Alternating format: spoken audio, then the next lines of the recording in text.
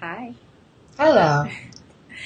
So I'm excited to have this conversation with you, Amelia, and um, partly because this is really spontaneous. We've only been friends on online in the I know. cyberspace. 21st century friend. Yeah.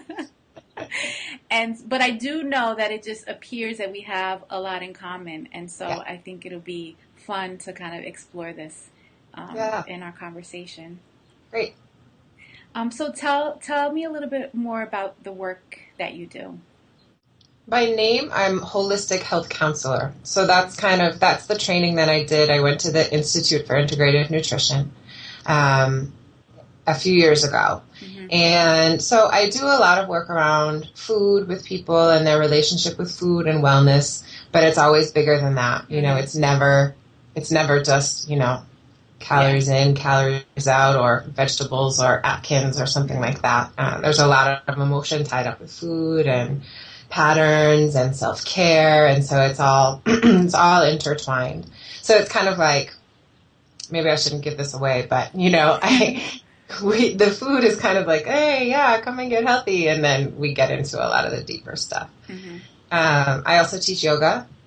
So a few days per week, I teach classes here in Boston at a place called Sadhana Yoga Studio.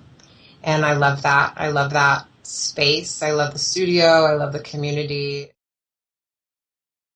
What motivates you to live full out? Well,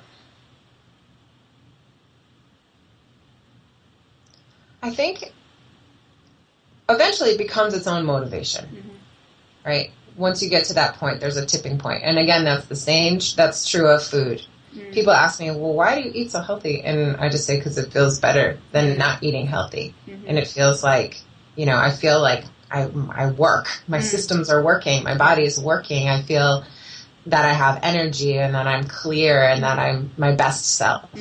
Hmm. And so in that regard, you have to get to a point where you kind of add in or supplement your food, your lifestyle with enough good things Yes. that the bad things kind of just fall by the wayside of Yes. their own. More often than not, it doesn't work to be aggressive in any capacity. Hmm. It might work in the short term, but it will boomerang back in the longer term. So really austere diets for the sake of controlling like the body from the outside, or austere practices, or, just working really hard. Hmm. To me, doesn't work. It's the same that's true in the yoga studio. The kind of yoga that we teach is a vinyasa yoga, so it's flowing. But by the same token, it's also really slow. And I love it. And I love my students because they show up and they want to practice. Hmm. They want to see themselves, and they want to see the places where they're weak. So then that they can nurture them and work with them and support them and laugh at them or with them and smile with them. So to me, the motivation is just constant evolution. It's the really rich, rewarding feeling of having a relationship with self first. So you really feel like you're taking good care of yourself. Like, I can't emphasize that enough. And the difference from not taking such good care of yourself to taking really good care of yourself is so profound.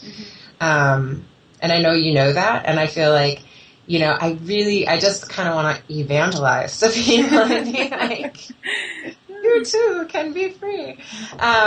Because it's just, everything feels better. Yes. Even when things feel bad, they still feel better. Because you feel like, you have tools to be able to work with it. You know where to seek out support, or there's just so much more agency in it. Yeah. So I guess that's the long way of saying it's its own motivation. And also being a parent and also being a mother is a big motivation to be able to want to raise a decent human being who knows, again, how to take care of herself first. Too, is that the ways that you honor mind, body, and spirit. Clearly you read, you're extremely articulate, and so clearly you're developing your mind, and then you've talked about the work that you do, and in nutrition and your body and yoga and dancing. And then everything you've said has been infused with this sense of a higher purpose and a creator. And so that's really what I'm getting fully from you. And perhaps is why you come across as being this passionate, wise woman who's living from the inside out. It seems like you've really cultivated this practice where you're honoring. So tell us where we can find you and your yoga classes and more about the work that you do with nutrition. Yeah, pretty much everything is on solsticehealth.com, and there's a U in there, SOUL, STICE, health, all one word. I named my endeavor that because my birthday is actually on the winter solstice, December 21st. And then I put out the new version of the website on the summer solstice. And, the solstice is just a time that marks transition. It marks a transition from dark to light, from light to dark. And so I just like to use that as kind of a metaphor for working with people as they transition through different phases of their life, relationships. So, that's my website, and that has information about the health counseling, and it also has a link to the yoga studio. The yoga studio is in Boston. It's in the South End. For anyone who sees this who lives in Boston, it's off of Washington Street, and it's called Sadhana Yoga Studio. And I'm not going to spell that, and I'll just leave the link. And I definitely do. I do any number of different kinds of counseling. So long distance, absolutely. Short term for people. I work with a lot of times people, if they just want to do short term cleanses, short term nutritional cleanses in terms of just changing how you eat for maybe a week and support around that and everything that comes with it. Or longer term, I can do 6-month programs, longer than that. So it depends on kind of what you're up for. Well, thank you so much just for being who you are and bringing that more fully into the world. This was so fun. I really appreciate this. Me too, and I look forward to having more conversations with you. Yeah, likewise.